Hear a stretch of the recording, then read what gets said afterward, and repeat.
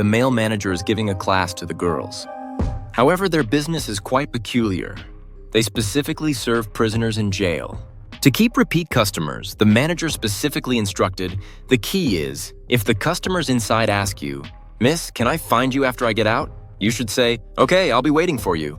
The purpose of this is to give the customers a sense of happiness. The newcomer, Yi-Chun, is a popular figure here. Like others, he came to Taipei to work hard. However, he was tricked by the manager, Wei, under the guise of being his girlfriend. After entering the den, Wei quickly cheated and dated other girls. Yi-Chun had no choice but to silently accept all these arrangements. After picking up the prison phone, his sweet voice captivated the prisoners. "Can I take a peek? Then you have to request me next time."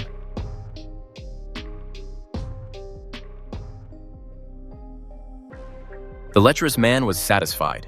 A bit of pocket money was thus earned, but recently, the number of customers has noticeably decreased. Sometimes, there's only one a week. Yi-Chun directly confronted Wei for an explanation. He said it was fair, but seeing the pet in his arms, Yi-Chun understood. "What's going on? Gather your thoughts and set off." Later, Yi-Chun received a unique prisoner.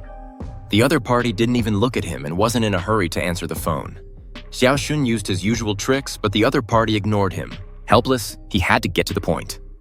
Taking advantage of the privacy, he revealed a low-cut outfit. The man was indeed shy. This time, the money given was substantial. Yi-Chun immediately went shopping with his best friend. The friend wanted some pocket money, but was refused by Yi-Chun. "Who wants to give it to you to support that little brat? Did you also support that little brat?" It turns out, Wei not only tricked Yi-Chun, but also took in his best friend. Now, the two women stand together, surprisingly not having fought over this, which is rare. In the evening, Wei took his brothers out for dinner.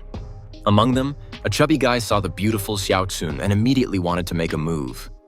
Wei couldn't stand it and directly smashed a wine glass. Seeing this, the brothers immediately left in displeasure.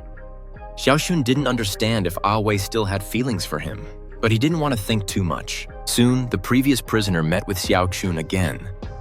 Their conversation was much more natural than last time, but the man noticed the other's unhappiness. After Yi-Chun worked hard for a minute, the man finally spoke. "Are you really happy?"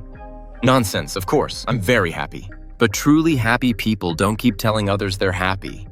"Nonsense, I'm super happy." Yi-Chun's forced smile finally couldn't hold under the man's gaze. At the man's request, Yi-Chun started playing a question and answer game. She told the other party about her past. However, before the man could talk about her experiences, the visiting time was over. The two were reluctant to end their conversation. At this moment, Yi-Chun began to look forward to the next meeting with the man. The woman is a special escort. Every day, the clients she serves are prisoners in jail. But after the client made a request, Yi-Chun looked around and then skillfully opened her clothes to reveal the necessary low-cut outfit. Although separated by a glass cover, her sweet voice and visual effect made many prisoners willing to spend a lot of money. Over time, Yi-Chun became a popular figure due to her skillful approach. But unexpectedly, her boyfriend and boss, Wei, cheated at this moment, and the target was her best friend. Faced with such betrayal, a normal person would make a scene and then leave.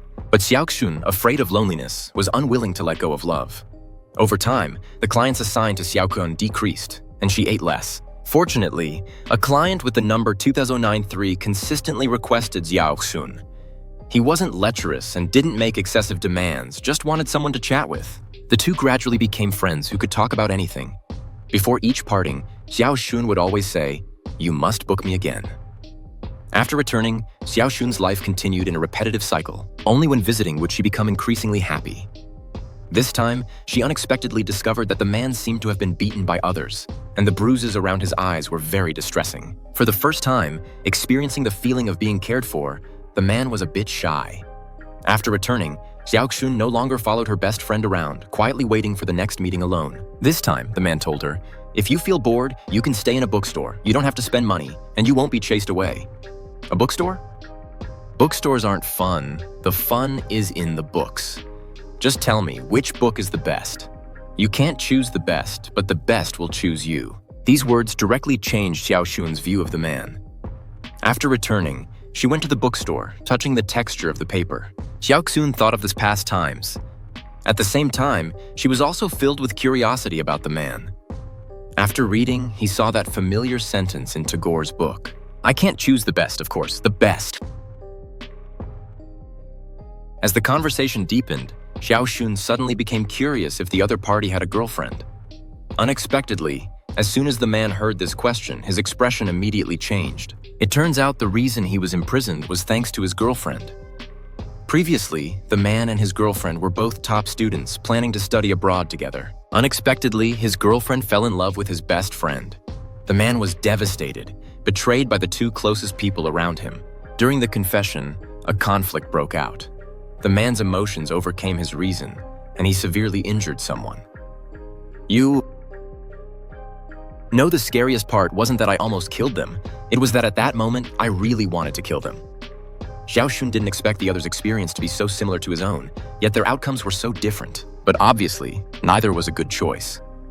After that, the man seemed to have vanished, never contacting Xiaoxun again. He continued serving other clients. But whenever others made excessive demands, Xiaoxun would always perfunctorily refuse. Her heart, unknowingly, had already been filled by the man. When the longing became overwhelming, she actively sought out the boss to inquire about the man's whereabouts. But because recently her best friend had returned to her hometown, the lonely boss looked at his ex in front of him and pulled her to flirt. Xiaoxun struggled to break free and for the first time had the thought of leaving this environment. After learning about it, her best friend thought she still loved her ex-boyfriend. Unexpectedly, Xiaoxun calmly said that leaving would prove she had completely let go. Before leaving, Xiaoxun took the initiative to visit the man in prison. This time, it wasn't a paid session. The man thought that after confessing his mistakes, the other party wouldn't come to find him.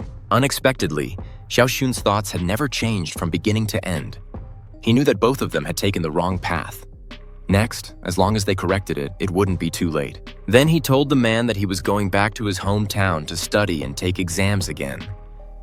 At this moment, a voice on the phone said, 60 seconds, making the man nervous. He was full of anticipation and cautiously asked, "When I get out, can I come find you?" As soon as he finished speaking, the call ended. But Xiaoxun hadn't finished speaking. Can anyone tell what she was saying?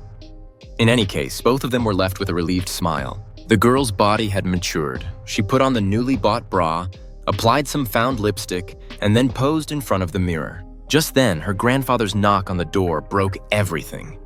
She hurriedly wiped it off. Without parents, even at this age, she didn't have a bra and had to walk with a hunched back. At this moment, the intern teacher Ah Wei arrived. As soon as she saw him, Huizi's world turned pink. She shyly lowered her head, feeling a budding emotion between a man and a woman. After class, the classmates were all playing on their phones. Huizi looked on with envy. But the classmates looked down on poor Huizi, who had no friends and no money. She didn't dare to ask her elderly grandfather for anything, so she could only run to the bookstore to find her emotional world. When no one was around, she flipped through romance novels, imagining herself as the heroine and Ah Wei as the hero.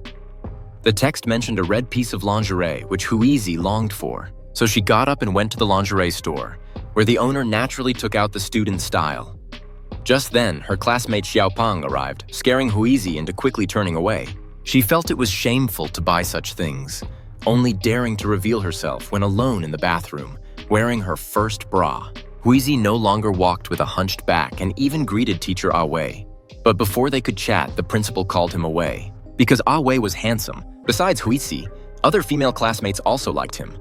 The principal couldn't help but chase away the kids and then warned Ah Wei, "You seem very popular, with no distance from the female students." To dispel the principal's doubts, Ah Wei said he only liked older women. This was overheard by Huizi, who felt like she had discovered the teacher's little secret, making her a bit ecstatic. Whenever she saw Ah Wei playing basketball after class, Huizi would stare intently. Just a casual glance from him could send her imagination running wild. At that moment, Ah Wei actually came over and asked Huizi to help buy drinks. This small errand excited her so much that she ran to several places to buy them, even if it meant being late for class, and was punished by the teacher. Under the gaze of the whole class, Huizi remained calm. But just then, a female classmate secretly took a photo of her. As for what it was for, she didn't know and didn't dare to ask, so she just stared at the classmate. One day, she finally seized the opportunity, picked up the classmate's phone, and wanted to check if there were any photos of herself. Unexpectedly, she really found them. After seeing that the classmate had Awei's account, she suddenly acted on impulse and sent a photo of her bra to Awei. When she returned to the classroom, the classmate had already told the director about the lost phone. He had to search everyone, but Huizi had already taken care of it. She realized this wasn't a solution. So she mustered the courage to confess to Awei.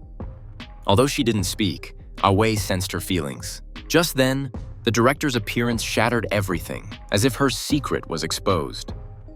Huizi kept crying, and the director kept questioning, thinking that teacher Awei had harassed a student.